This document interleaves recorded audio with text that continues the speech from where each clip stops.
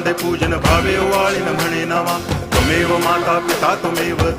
बंधुश्च सखा त्वमेव विद्या तरुणं त्वमेव सर्वं मम देव कायेन वाचा मनसेन्द्रियैर्वा बुद्ध्यात्मना वा प्रकृति स्वभावात् करोमि यद्यत् सकलं परस्मै नारायणायति समर्पयामि अच्युतं केशवं रामनारायणं कृष्णदामोदरं वासुदेवं हरि गिरिधरं माधवं गोपिकावल्लभं जानकीनायकं रामचन्द्रं भजे हरे राम